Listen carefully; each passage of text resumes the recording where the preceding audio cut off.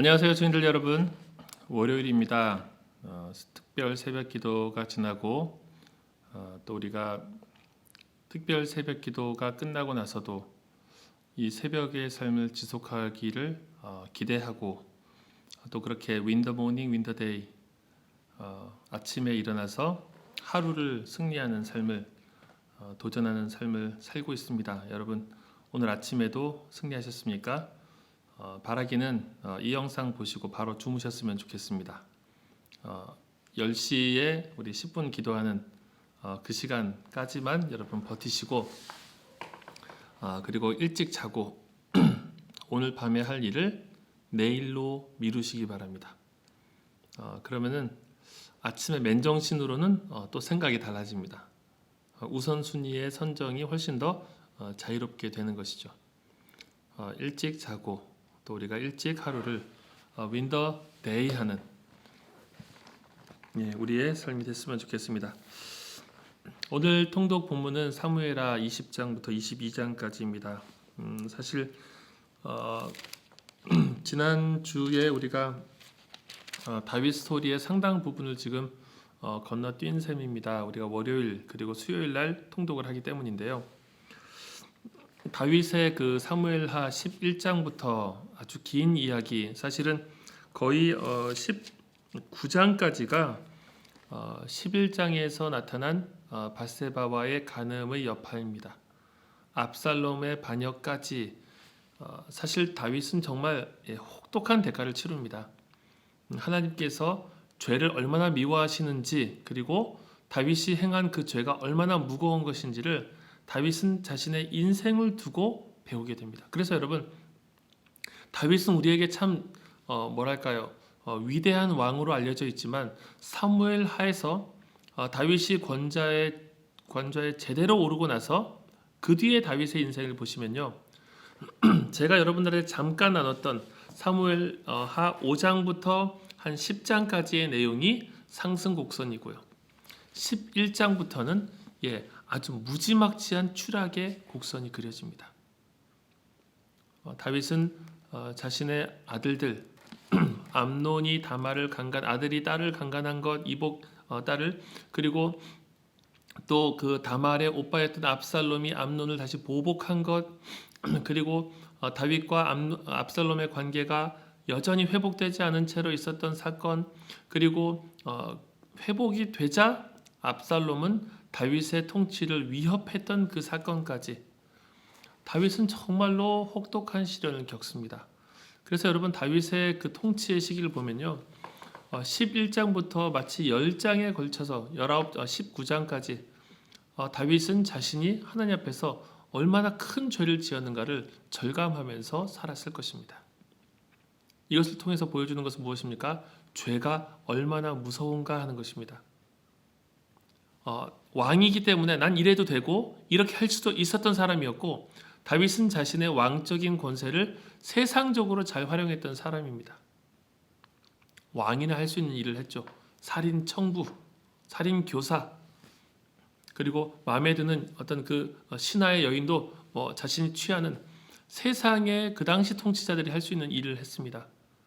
그러나 그 행동의 대가를 아주 크게 치렀죠. 자, 그렇게 19장까지 사건이 마무리되고 압살롬의 반역이 정리가 됩니다. 20장 그 뒤로도 비슷한 사건들이 있지만 그 이후의 일들은 약간 부록 같은 성격, 사사기로 보면은 마지막에 있는 한 4장의 성격을 보여줍니다. 자, 20장을 보시면은 압살롬의 반역 이후에 세바라고 하는 사람의 반역이 나타납니다. 물론 이 반역은 잘 마무리가 됩니다. 이 반역 속에서 우리가 좀 주목하여 볼 것은 요압의 역할입니다. 자, 좀 전문맥을 다뤄야 되겠는데요. 압살롬이 죽고 압살롬의 모든 반역이 실패하고 나서 다윗은 이해할 수 없는 행동을 합니다. 그 중에 하나가 뭐냐면요, 압살롬이 세운 군대 장관인 아마사를 다윗이 적극적으로 취해서 자신의 군대 장관으로 삼은 거예요. 여러분, 이게 누구를 분노하게 했겠습니까? 다윗의 충신, 그리고 다윗의 군대 장관이었던 요압을 분노하게 했던 것이죠. 그래서 이 본문에 보시면요, 요압이 아마사를 다시 보복해서 죽입니다. 제가 예전에도 나눴죠. 요압이 다윗을 참 힘들게 했다. 그리고 요압은 이 다윗의 나라가 정말로 하나님의 뜻대로 이루어지는 그것도 뭐 보지 않은 것은 아니겠지만 중요한 순간에 요압은 자신의 사익을 쫓아서 보복하는 역할들을 합니다. 그래서 요압이 아마사를 죽이는 본문이 7절부터 10절까지 나오죠. 자, 그리고 나서 14절부터 보시면은 한 마을로 세바가 도망치고 그 마을에서 한 여인의 지혜로 그들의 세바의 목을 내어줌으로 이 모든 사건이 일단락되는 내용, 그것이 20장입니다. 자, 21장도 또 다른 스토리인데요. 1절 보시면은 다윗의 시대에 해를 거듭하여 3년 기근이 있으므로 다윗이 여호와 앞에 간구하매 여호와께서 이르시되 이는 사울과 피를 흘린 그의 집으로 말미암음이니 그가 기브온 사람을 죽였음이니라 하시니라. 자, 기브온 사람을 죽인 사울의 그 어떤 죄로 인해서 다윗의 시대에 3년 연속으로 기근이 생겼습니다. 자, 여러분, 우리가 이 본문 속에서 알 수 있는 것 한 가지, 아벨 당시에, 가인과 아벨 당시에 창세기 4장에서부터 이어지는 건데요. 내 아우의 핏소리가 땅에서 호소하느니라. 이 무고하게 흘려진 피는 결코 아무도 모르는 채로 끝나지 않는다는 것입니다. 하나님께서 다윗의 통치도 아니고 사울 당시의 통치를 이제서야 들추시면서 3년의 기근을 통해서 이 문제를 해결할 것을 촉구하시는 것, 하나님은 피 흘린 죄를 결코 두고 보지 않으시는 분. 다윗의 사건도 마찬가지 아닙니까? 피 흘린 죄였죠. 피 흘린 죄뿐만 아니라 모든 죄를 하나님께서는 보고 계시는 분이라는 거예요. 그래서 우리가 모세가 그 요단 동편의 세 지파, 므낫세 반지파와 그리고 어떤 지파입니까? 므낫세 반지파와 갑자기 또 이렇게 하려니까 안 떠오르는데 어쨌든 세 지파가 있습니다. 갓지파, 그리고 므낫세 반지파, 그리고 르우벤 지파, 이렇게 세 지파죠. 이 세 지파가 저희가 요단 동편의 땅을 얻고 그리고 이 전쟁 다 마치고 돌아오겠습니다. 그런데 우리가 먼저 땅을 얻게 해주십시오 얘기하자 모세가 화가 나서 막 얘기하면서 나중에 마지막에 한 얘기가 있습니다. 너희들이 이렇게 행동하지 않으면은 너희 죄가 정녕 너희를 찾아낼 줄 알라. 여러분, 이 말씀은 그들에게만 해당하는 것이 아니라 오늘 우리에게도 해당합니다. 여러분, 죄를 두려워할 줄 알아야 되겠습니다. 죄가 얼마나 무서운 것, 죄는 우리를 찾아냅니다. 죄는 철저하게 값을 요구합니다. 그래서 십자가의 은혜는 죄를 대충 퉁치는 것이 아닙니다.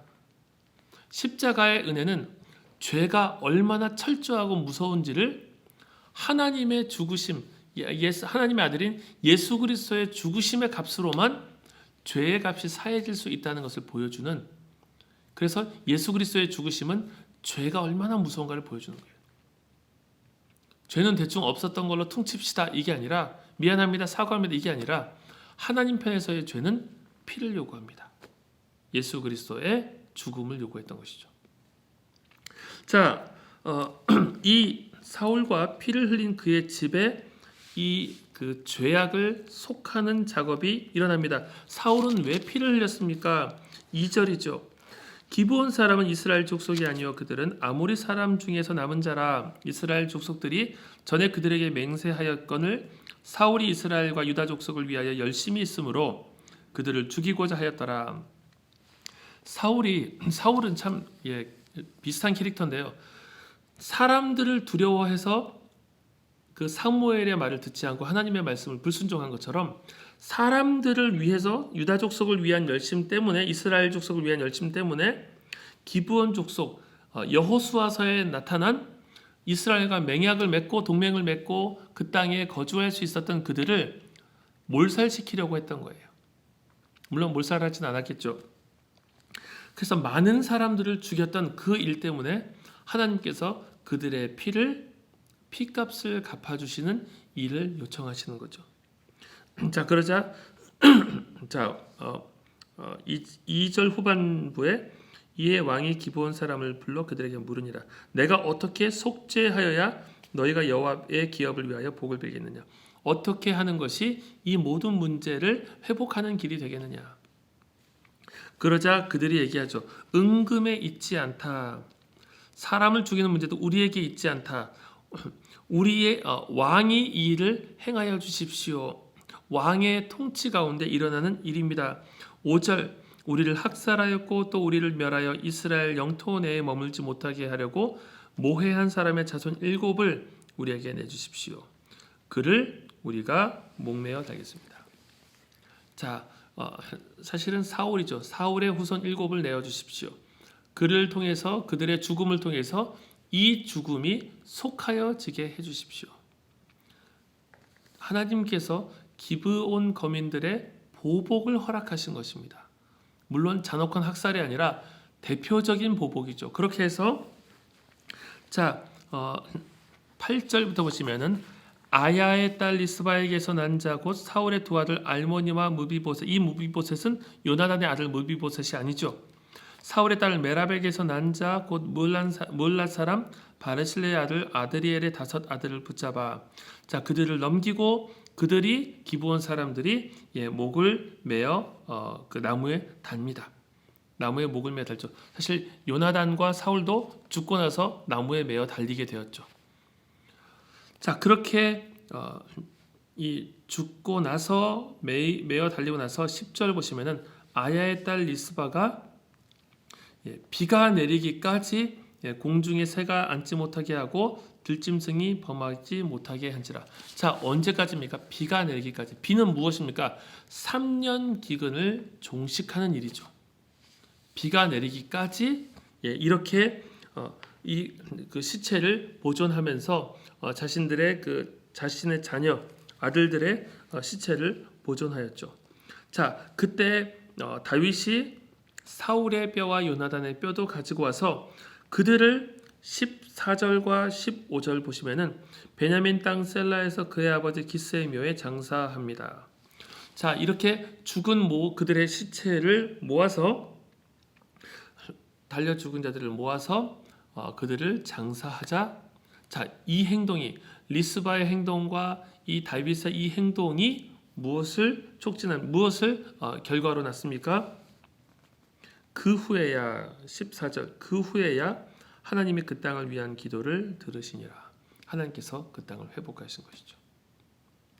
사실 이 본문 속에 나타난 이 하나님의 행하심, 하나님의 법칙, 이 억울한 죽음과 하나님의 공의가 무너지는 것을 하나님께서 기뻐하지 않으십니다. 그리고 하나님께서는 이 모든 부분에 완전하게 공정하게 판결하시는 분입니다. 그래서 우리가 하나님을 두려워할 줄 알아야 되겠습니다. 무고한 피를 흘리는 일, 어떤 한 종족, 한 어떤 집단이 억울하게 죽임을 당하는 이런 일들이 역사 속에 무수히 반복되어 왔죠. 아무도 모르는 것처럼 보이지만 하나님은 그 일을 보고 계셨다는 것입니다. 하나님은 그리고 그 땅을 회복하시는 분, 피의 값을 갚으시는 분이십니다. 자, 그렇게 21장 내용, 그리고 21장 15절부터 22절까지는 여러 부록들, 단편 모음집인데요. 다윗과 다윗의 후손들이 그 장수들이 어떻게 아낙 사람 이 골리앗과 같은 거인족의 아들들을 어떻게 그들을 처단하는가를 보여주는 실은 다윗의 승전보에 해당하는 내용이죠. 자, 22장. 자, 여기서는 마치 사무엘상 2장에서는 한나의 기도가 나왔죠. 한나의 기도와 사무엘 상하가 쫙 끝나면서 사무엘 하에서는 다윗의 노래가 마지막 부분을 장식합니다. 물론 23장, 24장이 있습니다. 그런데 어떤 이 다윗이라고 하는 사람의 대미를 장식하는 어떤 그 가장 좋은 모습이죠. 승리의 모습. 자, 그래서 여러분 이 시를 보시면은 다윗이 하나님과 얼마나 친밀하며 하나님께서 다윗의 삶을 어떻게 들어 사용하시는지를 볼 수 있습니다. 2절 보시면은 여호와는 나의 반석이시요 요새시요 나를 위하여 나를 건지시는 자시요 반석이 하나님이요 방패시요 구원의 뿌리시요 높은 망대 피하는 처 나의 구원자. 여러분 이것은 이론서가 아닙니다. 다윗의 시들을 여러분 잘 보시면 시편도 그렇지만 이론서가 아니라 체험적인 고백의 책입니다. 그래서 여러분들이 이 역사서를 읽다가 시가 나오면요 분석적으로 읽을 것이 아니라 공감하면서 읽어야 돼요. 다윗이 하나님을 어떻게 만났는지, 하나님을 어떻게 느끼고 있는지, 어떻게 누리고 있는지, 하나님께서 어떻게 자신을 구원하는지가 나오고요. 자, 그리고 또 어떤 부분을 볼까요? 26절, 27절 자비한 자에게는 주의 자비하심을 나타내시며 완전한 자에게는 주의 완전하심을 보이시며 깨끗한 자에게는 주의 깨끗하심을 보이시며 사악한 자에게는 주의 거스리심을 보이십니다. 마치 어떤 본문입니까? 그 한나의 기도 속에서도 하나님은 높이기도 하시고 낮추기도 하시며 진토에서 일으키시는 그런 분으로 묘사를 하죠. 하나님을 경험한 자가 하나님을 찬양하면서 하나님의 여러 속성들을 지금 고백하고 있는 겁니다. 그리고 다윗이 경험한 하나님 어떤 하나님입니까? 여호와여 29절 주는 나의 등불이시니 여호와께서 나의 어둠을 밝히시리다. 내가 주를 의뢰하고 적진으로 달리며 내 하나님을 의지하고 성벽을 뛰어넘나이다. 34절 나의 발로 암사슴 발 같게 하시며 나를 나의 높은 곳에 세우시며 내 손을 가르쳐 싸우게 하시니 내 발이 노토화를 당기도다. 자, 이 본문은 아마도 다윗이 하나님과 가장 충만했던 때 그때를 생각하면요 저는 사실 사울에게 쫓길 때가 아닌가 생각합니다. 물론 그 전일 수도 있고 후일 수도 있죠. 하나님께서 싸우게 하시고 그를 용맹스럽게 하시고 그를 달리게 하시며 악한 자들은 악하게 대하시고 선한 자들은 선하게 대하시면서 하나님의 선하심을 이 다윗에게 나타내시는 거예요. 여러분 그래서 우리가 이런 한나가 고백했던 그 하나님, 다윗이 고백하고 있는 이 하나님, 나의 요새시고 방패시고 능력이 되신 하나님, 우리가 오늘 현재형으로 이 하나님을 고백하는 거예요. 기도하면서. 여러분 기도하면서 그 하나님을 만나시기 바랍니다. 하나님은 나에게 어떤 존재가 되어주시는가? 나의 문제 해결사가 되어주시며 나의 능력이 되어주시며 나의 참된 지식의 근원이 되어주시고 나의 성공의 열쇠가 되어주시고 우리의 언어를 한번 바꿔보는 거예요. 그 하나님을 다윗처럼 만나는 은혜가 있기를 바랍니다. 자 23장 24장으로 넘어가면은 물론 인구조사 독특한 본문인데요. 인구조사에 해당하는 24장은 이 인구조사만 나타난 것이 아니라 훗날 예루살렘과 성전까지 암시하는 독특한 역할을 하는 본문입니다. 여러분들이 한번 읽어보시면 좋을 것 같고요. 자 이렇게 벌써 사무엘 하가 끝납니다. 다윗이 어떤 왕이었는지를 사무엘하는 생생하게 그려주죠. 영광스러웠던 왕 그리고 또 한편으로는 참 고통스러웠던 왕. 제가 예전에 센터워십에서 사울과 비교하는 설교를 3편에 걸쳐서 한 적이 있었습니다. 다윗과 사울 한번 참조해 보시고요. 다윗이 사울과 달리 이렇게 비참한 일을 겪었음에도 불구하고 여전히 예수 그리스도는 다윗의 후손이라고 불리는 이유, 여러분 우리가 그것을 깊이 묵상해 보았으면 좋겠습니다. 하나님은 죄를 벌하십니다. 그러나 인자와 자비를 끝까지 놓지 않으시는 분이십니다. 그래서 여러분 우리가 참 추악한 범죄자, 추악한 인간 들추어보면 너무나도 때가 많은 사람, 그런데 우리가 하나님께 나아가는 거예요. 하나님 오늘도 주님의 자비를 베풀어 주십시오. 우리가 이 땅에 다시 회복된 사람, 회복의 사람이 되기를 원합니다. 여러분 그렇게 간구하고 기도하는 월요일 하루 그렇게 잘 마무리하시고요. 또 한 주를 은혜 가운데 살아가며 win the morning, win the day, 아침에 승리하시고 하루를 승리하시길 바랍니다. 감사합니다.